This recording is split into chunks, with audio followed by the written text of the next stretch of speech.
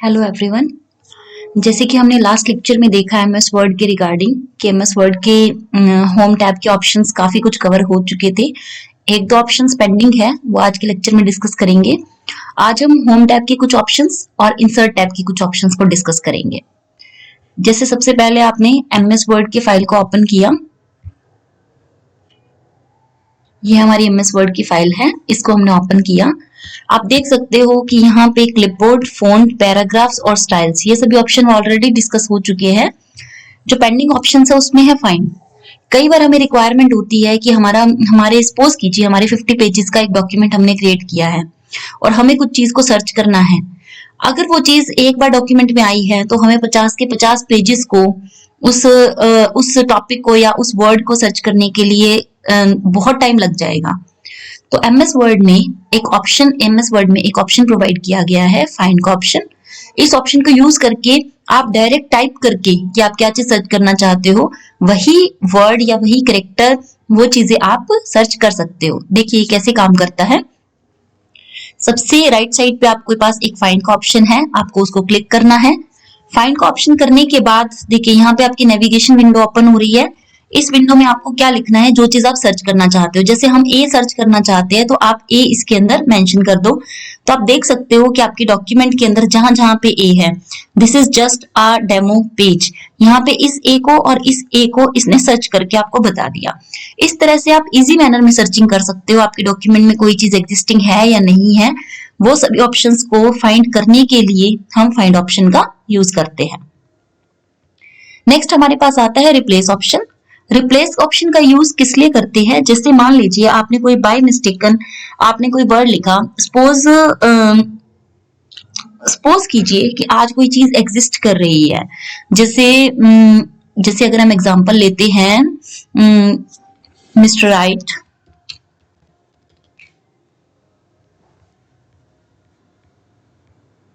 जैसे मैं यहाँ पे एक लाइन लिखती हूँ, मिस्टर राइट इज डायरेक्टर।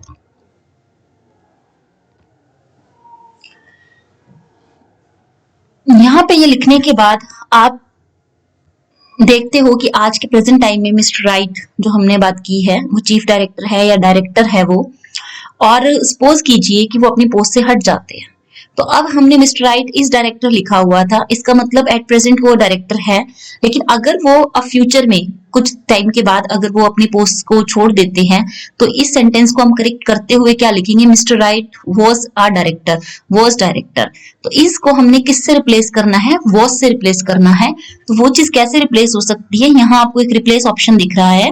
आप पहले फाइंड कीजिए कि आप क्या चीज ढूंढना चाहते हैं। तो हम यहाँ पे लिख सकते हैं मिस्टर राइट। आप इस चीज को सर्च करना चाहते हो और हमें फाइंड क्या करना है, मतलब किस चीज से रिप्लेस करना है, इससे रिप्लेस करना है किस चीज को, वॉज से। लेकिन एक चीज आप ध्यान रखिएगा, आप ऊपर के सेंटेंसेस देख रहे हो, this is just a demo page. अगर हम यहाँ पे इज को वॉज से रिप्लेस करते हैं तो जितने भी इज होंगे आपके डॉक्यूमेंट में वो सभी के सभी वॉज से रिप्लेस हो जाएंगे। तो इस चीज का आपको ध्यान रखना है। इस केस में यहाँ पे हमारे पास ऑप्शन होता है रिप्लेस और रिप्लेस ऑल। अगर आप रिप्लेस ऑल करोगे तो जहां जहां पे भी इज होंगे वो सभी इज आपके वॉज से रिप्लेस हो जाएंगे। अगर आप सिर्फ इस पर्टिकुलर जगह पे इज को रिप्लेस करना चाहते हो किसी और चीज से, तो हमें सबसे पहले फाइंड यूज करना पड़ेगा। फाइंड यूज करने के लिए आप क्या लिख सकते हो, मिस्टर राइट इज डायरेक्टर। आपने ये लाइन लिखी और आपने फाइंड किया।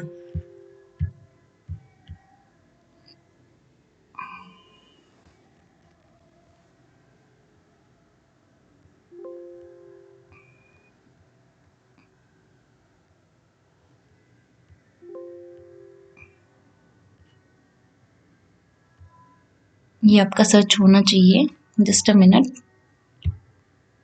जैसे ये आपका सर्च हो गया, यहाँ पे एक एक्स्ट्रा स्पेस था इसलिए ये चीज डिटेक्ट नहीं हो पा रही थी।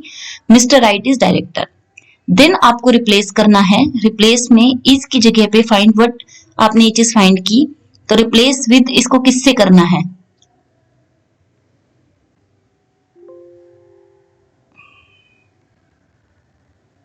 इसको आपने रिप्लेस करना है वॉज से, तो आप क्या ऑप्शन यूज करोगे? रिप्लेस। तो आप रिप्लेस करोगे तो आप देख सकते हो, कि उस पर्टिकुलर प्लेस पे जिसको आपने सेलेक्ट किया था, इज रिप्लेस्ड बाय वॉज। बाकी सभी इज एज इट इज है। अगर सपोज कीजिए आपको सभी इज को रिप्लेस करना था, तो हम पहले रिप्लेस ऑप्शन पे जाते। रिप्लेस ऑप्शन पे जाने के बाद इज को अगर हम वो से रिप्लेस करें और रिप्लेस ऑल करें, तो जितनी भी जगह इज है, जितनी भी जगह पे इज था, वो सभी चीजें आपकी किस से रिप्लेस हो गई है? वॉज से। यहाँ पे भी THIS था, तो IS भी रिप्लेस हो गया है WAS से।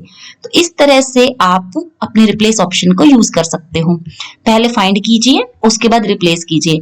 अगर आपको एक पर्टिकुलर पोजीशन पे ही करना है, तो पहले पोजीशन को सेलेक्ट कीजिए, उसके बाद आप रिप्लेस करो। अगर आपको पूरे डॉक्यूमेंट में हर जगह चेंजेस करने हैं, तो आप इस तरह से कर सकते हैं। फॉर एग्जाम्पल, हम इस डॉक्यूमेंट को वापस चेंज करते हैं, जहां पे भी हमने वॉज लिखा है उसको हम वापस क्या कर देते हैं? इज।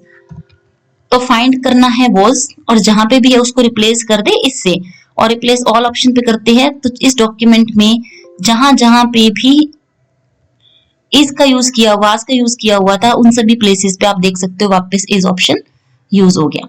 तो ये बहुत ही इंपॉर्टेंट हमारा एक इम्पॉर्टेंट ऑप्शन है, जिसको हम अपने डेली रूटीन में यूज कर पाते हैं।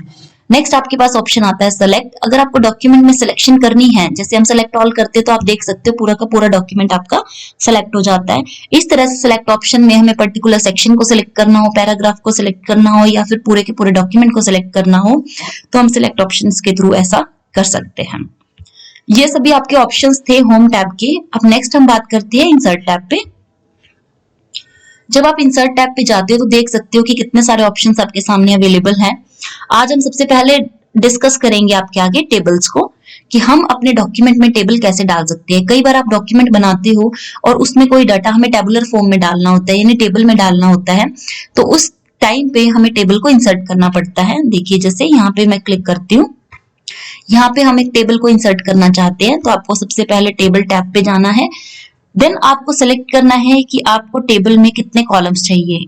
इन चीजों को देखिए, कितने कॉलम्स, ये चीजें आपकी कॉलम डिसाइड करती है, और ये आपके रोज डिसाइड करते हैं।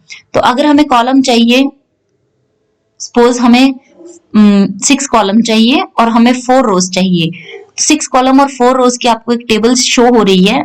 आप इसको सेलेक्ट करके इसके ऊपर क्लिक कीजिए, तो आपके पास एक टेबल आ जाएगी। सपोज हम यहाँ पे कोई डाटा एंटर करते हैं, जैसे name, roll number, marks, class, address, phone number.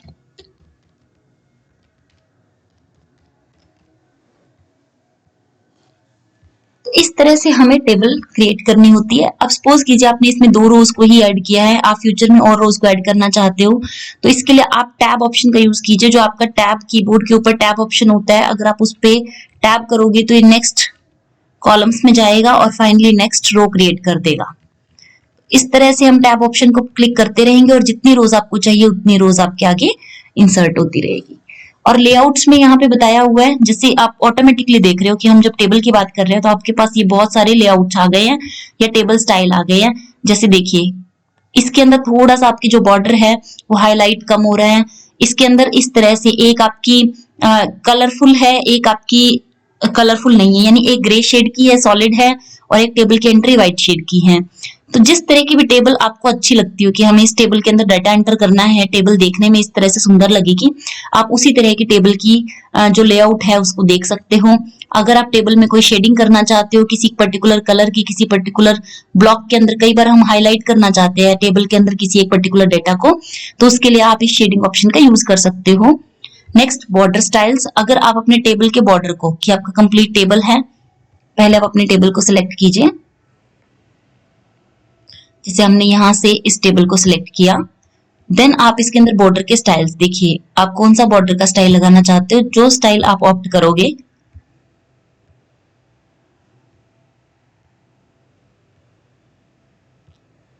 Suppose हम ये स्टाइल ऑप्ट करते हैं और जब आप टेबल पे इसको अप्लाई करोगे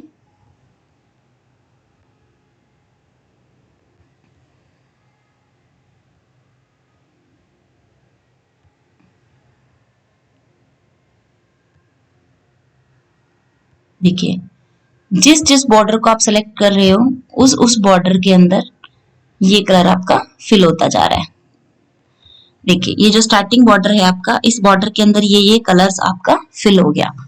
तो हेडिंग वाला बॉर्डर अगर हमें अलग कलर का दिखाना हो और बाकी सभी डेटा का बॉर्डर आपको अलग दिखाना हो तो इस केस में आप इस बॉर्डर स्टाइल ऑप्शन को यूज कर सकते हो। नेक्स्ट आपके पास बॉर्डर ऑप्शन है, बॉटम बॉर्डर, टॉप बॉर्डर। इन ऑप्शंस को यूज करने का मतलब है जैसे बॉटम बॉर्डर है तो आपकी पूरी टेबल के अंदर तीनों साइड तो एज इट इज मतलब विजिबल नहीं रहेगी जब आप प्रिंट आउट निकालोगे, लेकिन नीचे से बॉर्डर आएगा। ये जो आप देख पा रहे हो अपना डॉक्यूमेंट, इसमें देखिए इस समय पे सारी जगह बॉर्डर है, चारों तरफ आपको बॉर्डर वाली लाइन शो हो रही है। लेकिन अगर हम इस ऑप्शन का यूज करते हैं बॉटम बॉर्डर, देखिए बॉटम बॉर्डर को आप करते हो तो सिर्फ ये आपको तभी विजिबल होगा जब आप प्रिंट आउट निकालोगे। जब आप बॉटम बॉर्डर को यूज करोगे तो आपको सिर्फ बॉर्डर लाइन नीचे दिखाई देगी, इस जगह पे बॉर्डर दिखाई देगा, बाकी तीनों साइड में ये साइड और ये साइड, इन तीनों साइड में आपको कोई भी बॉर्डर शो नहीं होगा। इसी तरह और ऑप्शन है हमारे पास लेफ्ट बॉर्डर। अगर आप लेफ्ट बॉर्डर ऑप्शन को इस टेबल के ऊपर यूज करते हो लेफ्ट बॉर्डर ऑप्शन को, तो यहाँ पे सिर्फ लेफ्ट साइड में बॉर्डर होगा, जैसे आप देख पा रहे हो। देखो लेफ्ट साइड पे कलरफुल बॉर्डर हो गया और बाकी सभी प्लेसेस पे आपको बॉर्डर शो नहीं हो रहा। इसी तरह अगर हम और बात करें टेबल्स के ऊपर, तो right border, bottom border, top border, इस तरह से मल्टीपल ऑप्शंस आपको यूज कर सकते हो। नेक्स्ट हमारे पास आता है टेबल्स को हमने ऐड कर ली। नेक्स्ट हमारे पास आता है पिक्चर्स